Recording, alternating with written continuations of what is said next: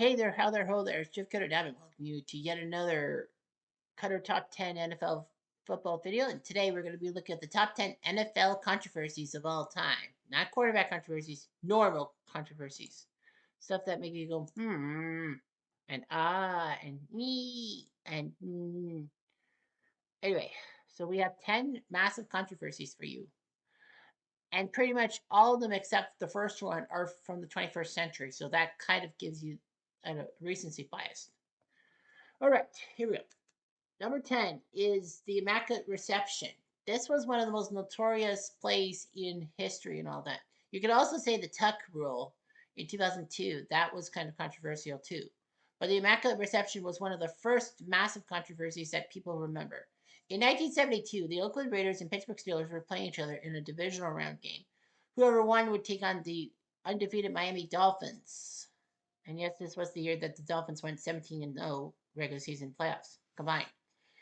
The Raiders were up 7-6 on a touchdown by Ken Stabler, and then Pittsburgh had a fourth down, and Terry Bradshaw had to throw a desperation pass, which bounced off either Frenchie Fuqua of the Steelers or Jack Tatum of the Oakland Raiders. But it landed in the hands of Franco Harris, who ran in for a touchdown, saving Pittsburgh's season. But people think that it was a mistake because at the time, if the ball was touched by back to back offensive players, that would be a dead ball and the Raiders would have won the game. It was actually hard to tell. It was like 50-50 with the collision between Tatum and Fuqua and all that. And we didn't know if Franco Harris clearly caught the ball off his fingertips, like off the turf and all that. Did it drop and all that? Unfortunately, NFL Films and the NBC feed did not make it definitive. So that was the problem. That actually would screw the Raiders for a few years, but it actually helped Pittsburgh out because this was the play that launched the Pittsburgh dynasty in the 1970s and made Pittsburgh recognizable. Because Pittsburgh, prior to 1972 in the NFL, were just shit. They were basically the Cleveland Browns, like today's Cleveland Browns. But, the Steelers were even worse than the Cleveland Browns. Well, of course, Cleveland had that dynasty way back in the 50s and 60s, but the Steelers sucked horribly and all that. They were just like the Philadelphia Eagles. They're state rivals. But yeah, it helped Pittsburgh out and all that. It's the weird thing. Pittsburgh's domination of the 70s was led by the Immaculate Reception. San Francisco in the 1980s was buoyed by the catch by Dwight Clark. And the 90s, Dallas and all that, they didn't really have a defined play, but the Pats in 2000 had the Duck Rule. Number 9 is the terribleness of Antonio Brown. Antonio Brown was a pretty good wide receiver for the Pittsburgh Steelers. He was good, and the Steelers needed him. Unfortunately, Brown had some off-field issues, and even on the field. One time, he was punt returning, and then he decided to do a kung fu kick to a defender. Unfortunately, that's a offensive penalty. Antonio Brown was known for his going around the goalpost and all that, hugging it and, doing the celebrations and all that. Unfortunately, there was misconduct and many teams didn't want him and all that. Brown was welcome in Pittsburgh, and then New England had him for a while, Seattle had him for a while, Tampa Bay had him for a while, and that was when he retired halfway through the game between the Bucks and the Jets. And he retired, and basically he ran out on the field like through the tunnel, high fiving fans and all that, which is kind of awkward. His mental health is just terrible. Number 8 is the replacement referee system of 2012. The whole situation was that, replacement refs were having problems. The NFL had a labor dispute, and then they had a referees labor dispute, which meant that they needed replacement officials. And they weren't really like college level, they were more like high school level and all of that. There were a lot of bad calls, referees getting in the way, and just didn't know the simple rules and all that where they were supposed to because they were in the prime time, but they failed miserably. It all came to a head on Monday Night Football against Green Bay versus Seattle. Russell Wilson threw a pass that seemingly was intercepted. One Golden Tate allegedly caught the ball, or the Green Bay defender allegedly got the ball. One referee said touchdown, one said interception, meaning a touchback. And unfortunately, the referees all agreed that Seattle got the touchdown, even though there was definitive evidence that even Golden Tate had an offensive pass interference call, which would have negated everything. What's even worse was that Pete Carroll was standing right near the referees. Maybe he influenced the decision and all that. That's what I feel. So yeah, the Seahawks won on that Monday Night Football game.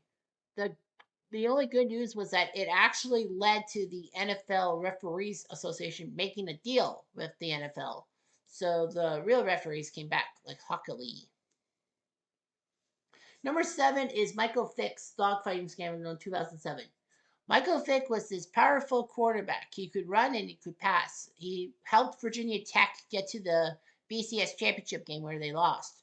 But it didn't matter because Atlanta wanted him so badly, they actually ended up making a trade with San Diego, trading first round picks. San Diego had the number 1 pick thanks to the Ryan Leaf botch job, but they traded it to Atlanta. And Atlanta used the number 1 pick for Michael Vick. And he would be the star quarterback that basically no Falcon other than Steve Bartkowski was. Not even Brett Favre would be. Now, San Diego actually came out well too, because with the 4th pick, they actually took LT, LaDainian Tomlinson from TCU, this great running back who had the record for most rushing yards in one game at one point. But yeah, it worked. San Diego got a good running back. That LT was good. So, win-win. Unfortunately, Michael Vick, despite the fact that he was unstoppable in Madden 2004 with his passing and rushing and all that, and he famously had that touchdown run against the Vikings in real life in overtime, he got in trouble. It wasn't a drug problem that got him, although there was one time he tried to smuggle weed in a water bottle. The fact of the matter was that it was a dogfighting scandal. Vick got involved into an illegal dogfighting ring at some kennels, Bad News Kennels in Virginia. And that was just terrible and all that.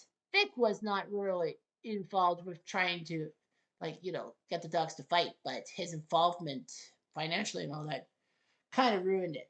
Vick was sentenced to more than 2 years in jail at a penitentiary in Kansas, and he served his time.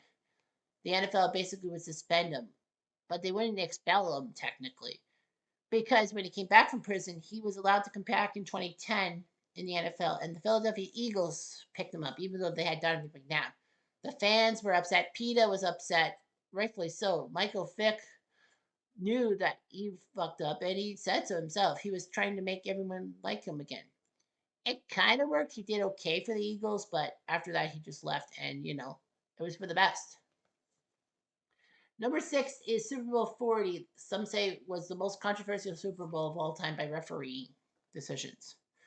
There were a lot of questionable calls between the Steelers and the Seahawks. And basically, Seattle was crying foul because of the whole fact that Pittsburgh seemed to get all the right calls. So you could obviously know how pissed off Seahawks fans would be. I mean, there were a few calls that the Seahawks did that they had a right to get bitchy about, but a few calls that they didn't have a right to get mad at.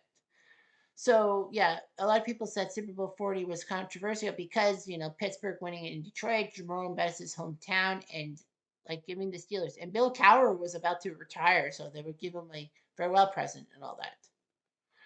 At least they didn't bitch about the gadget play with Randall L., a former Indiana University quarterback, throwing a touchdown pass to Hines Ward.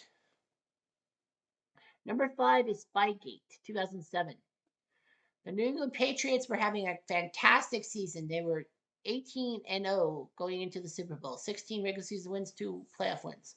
Unfortunately, that season would also be marred not just by losing the Super Bowl to the Giants, thanks to the helmet catch of Tyree and Pascal Burns' touchdown, but the fact that the Patriots were caught red-handed during halftime of a game against the New York Jets, videotaping the defensive signals and all that, like a videotape assistant was in the wrong spot and basically illegally did that. It wasn't like the Patriots really needed that. I mean, the Jets had a decent defense, but I think the Pats would have been the Jets without having to cheat and all that. I may be a Pats fan, but I feel that was just pathetic and all of that. So anyway, yeah, the Patriots had massive fines, $500,000, and then lost their first round pick. Fortunately, though, they were allowed to keep their AFC title. and all that. But yeah, spying on people was just terrible. A lot of people said they used spy equipment for the Super Bowls in 2002 and 2004. I don't know. Maybe, maybe not. Number four is Ray Rice and his Stevie incident. That's domestic violence. 2014. It was just pathetic and all of that. Ray Rice was a good running back. He played for Rutgers. Ray Rice Rutgers, alliteration. Am I right? And then in the International Bowl in 2007, when Toronto had a college football bowl game, he ran roughshod on, I think, UConn with the University of Rutgers.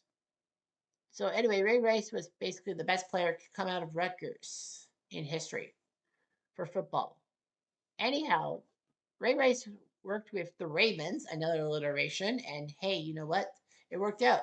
Unfortunately, in 2014, TMZ, the entertainment website, released a video of him in an elevator assaulting his fan fiance. The NFL got pissed off and gave him a massive suspension, raised questions about handling domestic violence cases. Ray Rice didn't really play much football after the whole incident, so logically, it was kind of a banishment. But people thought that Goodell didn't handle it quite well. And what gets me, worst of all, is his fiance. She gets beaten up and all that, but she sticks by Ray and all that, and they got married. I wonder if she was a gold digger and all that. But, you know, dump the guy. He's not worth your fucking time if he has to be stupid and assault you like that. It's akin to Adrian Peterson, great Minnesota running back, but unfortunately he got in trouble for using a tree branch or a switch, as they call it, in Georgia to whoop his kid. Although he said that it was a rite of passage in Georgia because, the punishment and all that, they take a branch and then just smack the kid couple times, and it sometimes works and all that. But that just a little bit of stereotyping, typical crapola. Number three is Colin Kaepernick and his national anthem protests and all that. Kaepernick was a good quarterback for the University of Nevada, and then he went to the Niners and helped the Niners out with a couple of key wins, including the last game at Candlestick ever, with Kaepernick getting a touchdown to get San Fran to the playoffs. Unfortunately, though, in 2016, people were not too happy with him. Why? Because it started with a preseason game in which he kneeled instead of standing during the national anthem. He did it to protest racial injustice and all that. And of course, the national conversation between free speech and social issues came up. And, it kind of started kind of the Black Lives Matter situation, the first wave of it. And people were upset by that. So it was just like, are you supposed to kneel and all that? That's just pathetic and all that. So it started some kind of craze and all that. President Trump was, of course, pissed off. Trump in his first phase as president, not second phase. Kaepernick would be kind of there for a few years, but then he would be inexplicably what they call blackballed, as he called it. He basically thought that the NFL were scared about his protest and basically silenced him, and no team would pick him up. Kaepernick didn't even come to the CFL, which would have been great. Kaepernick in the CFL. Why didn't he come up north? We would have treated him quite well. We would have allowed to kneel the national anthem. Of course, people were like, is it right to kneel during the national anthem? Well, I mean, maybe, maybe not. But I mean, it raised the issue of racial injustice. So bravo on him. But I think that he might not be ready to come back to the NFL. I mean, he's been away for like 8 years, and that takes a lot out of your body. Number two is Bountygate 2012. The New Orleans Saints were a pretty good team, offensively and defensively. They won the Super Bowl in 2010, and it looked like the garden would be rosy for them. Unfortunately, though, leaked footage saw the coaches, like Greg Williams, the defensive coordinator, offer money for players to injure opponents called a bounty. So anyhow, that's how it went and all that. And it was just pathetic and all that. They injured quite a number of players and all that. Not too many, but they injured players. Greg Williams was basically kicked out of the league for a while. Sean Payton was kicked out for a year and all that. The Saints were heavily fined. There were suspensions to players. I think a few players got suspended for the whole year, but didn't get kicked out. Like, didn't get banished. They just got kicked out. But the Saints came back a few years later and did okay, so it didn't hurt them. And number one is Deflategate, obviously, 2015. In the AFC title game against the Indianapolis Colts, the Patriots were accused of deflating footballs because it seemed that the Patriots could get good yardage from Brady passing the ball, and Indianapolis with Andrew Luck couldn't. They said that there was a difference between the balls and all that on offense and defense. People said there was integrity problems and equipment standards, but there wasn't complete evidence and all that. The first time they did that, the Patriots, there were rumors that Tom Brady and the Pats were going to get penalized. They got fined, but Brady was not suspended. Unfortunately, in 2016, Goodell decided to suspend Brady for 4 games because of Deflategate. Like it wasn't like scientifically possible, but yeah, I think it was on purpose because of the whole New England Patriots dominating offense and all that, and probably the 31 other owners basically told Goodell, "You fix this with New England, or we are basically going to push you out the fucking door." And basically, probably Roger Goodell, being a snivelly toad as he is, kind of sucked up to them and gave Brady a 4 game suspension, hoping that it would destroy the New England Patriots.